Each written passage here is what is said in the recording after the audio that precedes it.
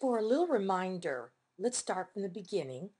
To get into Photoshop, you take your cursor down to the bottom of the dock and click on the big blue box. To find your house, go to File, Open. Now you follow a series of breadcrumbs. You start with the little house, yours will say student, go to your folder that says your last name, and then go to House. Your file should say ps.psd or my house or original house, something like that. And you might have an image right here of either your line drawing or your actually original house. Click open, and there it is. Now remember, you need to be in layers, so make sure you have your layers palette available. You'll have to go to Window, Layers, and you can see mine's already selected and up if you cannot find your layers palette. You should have a house layer that has your original house in it, and make sure that you have it locked, and you get that lock right here from the padlock. Then in the line layer, make sure it's selected, draw every line for your house. On your windows, make sure you have the double lines around your window so that you can select that. In order to make your house bigger, make sure you find Navigator, which is right here. And you can go to the little, the large mountain and click on it to make it bigger.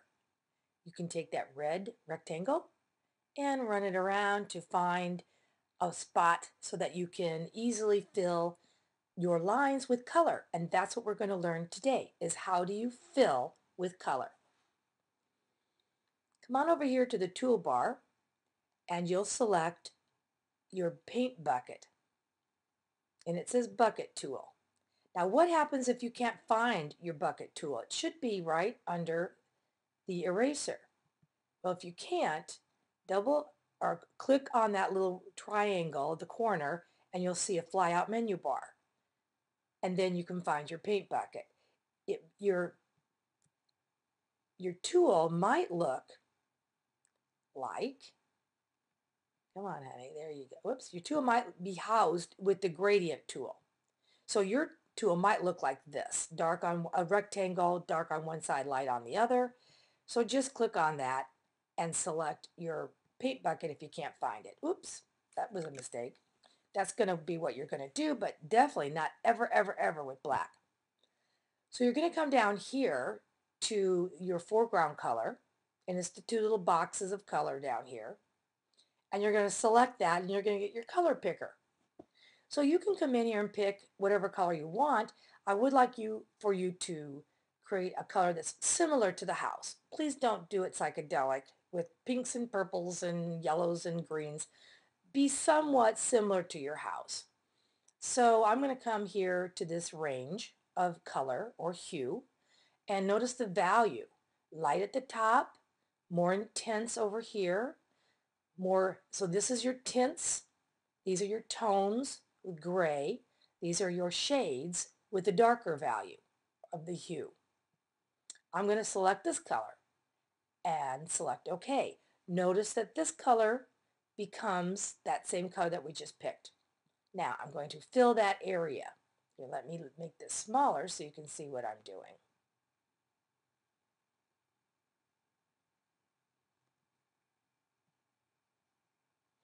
Okay, now notice there's a little white around the edges here. We don't want that, so you're just going to click on it until it goes away. Ta-da, we're done. Now I need to pick a color for the roof. Well, this time I want a little lighter color. So all I need to do is go back to this color, and you see right here it has the selection tool right there. Now all you need to do is come up here to the lighter color within that same hue and select OK. Come in here and click. Click one more time, maybe one more time to get it right up to that black line. Okay, that's all you need to do. But what happens if you have some difficulty? What happens if you try to fit a color in? I'm going to make this larger. And let's say right here, and you select it, and it doesn't fill all the way, or it colors the lines. Well, what you're going to need to do is go back to your brush and just fill it by hand. You can click Shift Click, just like we did with our lines. You can do the same thing with your color until it's all filled in. You can even make this a little bigger and just hand fill it in. That's fine. Now, what if you want to go back to this color, but you don't know how to get it? Well, you can come up here and use the color picker or the eyedropper. The eyedropper, come down here, select it, and you'll see right here that it's already selected.